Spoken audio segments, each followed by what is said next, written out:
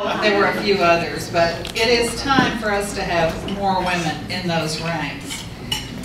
Trying Roe v. Wade was something that I never expected to do when I was a senior in McMurray College, Abilene, Texas. I was interested in how many of you were from Lubbock, because I was born in Abilene. Yeah, big group. And then I lived in Mundy, Canyon, Vernon, Lubbock, and then I went to McMurray and then came here for law school. If you had asked me what I was going to do when I was a senior in college, I would have said I'm going to teach 8th graders to love Beowulf. I tried, and then I thought I better go to law school. And so I did. And of course I went to the dean and I said to the dean, I want to go to law school. And he said, well, you can't. No woman from this college has ever gone to law school. It would be too tough. So you know the moment I decided I was and arrived here as one of 5 women in the entering class at the University of Texas, 1964. It was that legal experience that gave me the credentials to try Roe v. Wade. I have to tell you one quick story. At the end of law school, I was trying to get a job. And for women, that was very difficult. I heard some of you talking earlier about the discrimination in employment. Law firms would not pay for women to come to their home offices to interview. Well, I thought that was wrong. So I went and I talked to Nettie Brown, you gave me one? Yes. Okay, just want to be sure. So I went to Nettie Brown and she said, well, you know, that's just the way it is. And I said, well, it's not right. We have to change it. I want you to go talk to the dean. And she said, well, I don't know if he will change it because he depends on those law firms to give money to the law school. And I said, well, we have to ask. So off to Dean Keaton we went. And he said, well, of course, that's wrong. Change it. In 5 minutes, it was changed. So when you see the Dean Keaton Boulevard, just pay a little special attention. He deserves wonderful things because he always did what he thought was right, even if it financially may not have been the best. And so I was the first woman ever to have her way paid to an interview, and that was with a firm in Dallas. And they spent all day saying things like, well, you know, really, to train a young lawyer, we have to be able to cuss him out. We can't cuss you, you're a woman. And I tried to convince them I had heard curse words. Okay, no, don't do that. And then they said, well, lawyers have to work late, women have to be home to cook dinner. So, yes, every old thing, it happens.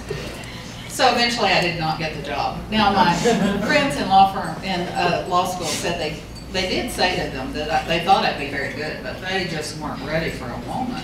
13 years later, the senior partner wanted to be a federal judge.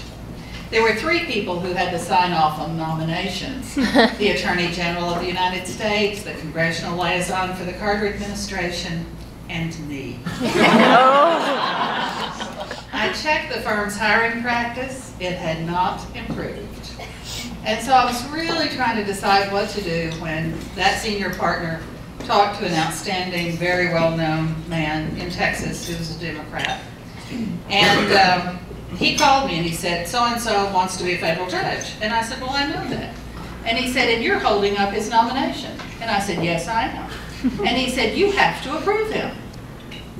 Now, what do you suppose the result of that was? Oh, no, I don't. And if that's his attitude, he should not be a federal judge, and I will not approve him.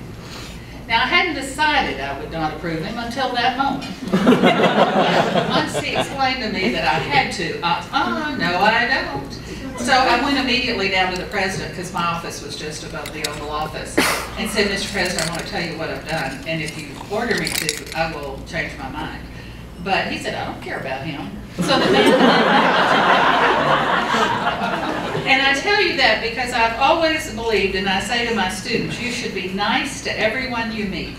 You don't have to agree with them, you don't have to do what they say, but you shouldn't make enemies unless you have to, because you never know where you will see them again. So because I couldn't get a job, I ended up working at the law school.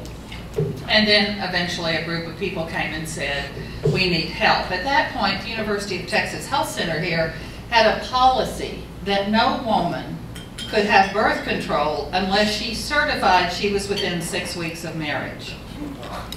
And the result was a number of unplanned pregnancies.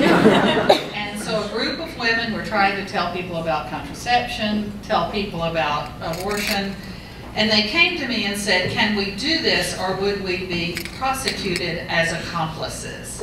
And I said, I don't know. I'll go to the library and look it up.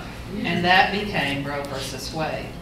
Now, I will never forget the night before oral argument. You know how you feel when you have a really big exam the next day? Well, it was like that times 100. The night before oral argument. And then you go over to the Supreme Court. Hearing starts at 10 o'clock. I was there at 8. And you go up those marble steps with the columns that reach into the sky. You go down that long marble corridor with busts of former Chief Justices watching as you pass.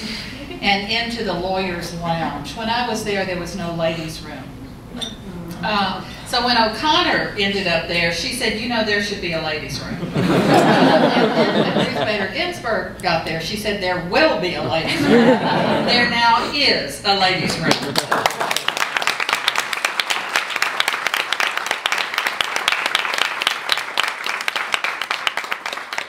Now there's also a men's room.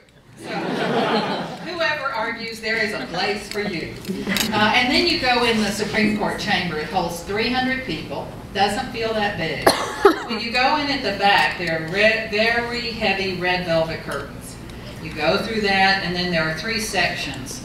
The one on the left is the 5-minute section. It's for people who get to come in for 5 minutes and they have to leave. And then the center section for people who are there because they're a member of Congress or others have gotten them there. And then another section for people related to the case. And then a gold railing that separates laymen from the lawyers. If you're admitted to Supreme Court practice, you can sit in those chairs behind the people who will be arguing.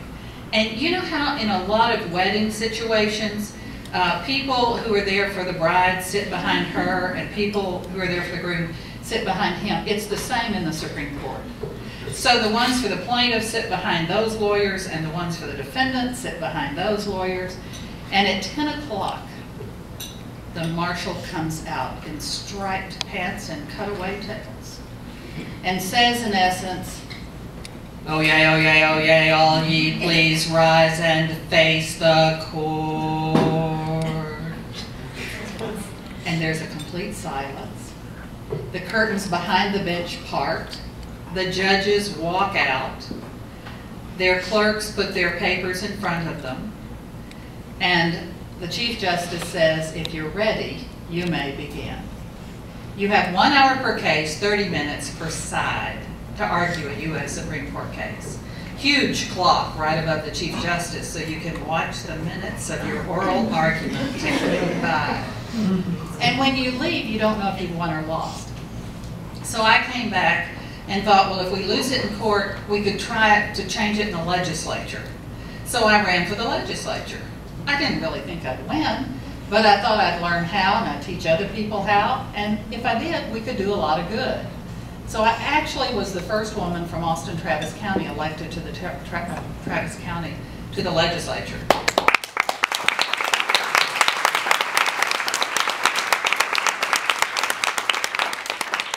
I was over at the Capitol January 22nd, 1973, and the phone rang. It was a reporter from the New York Times.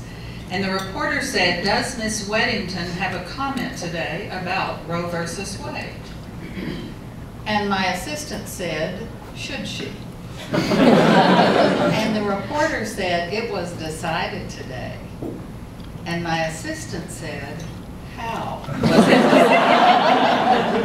And the reporter said she won it 7-2.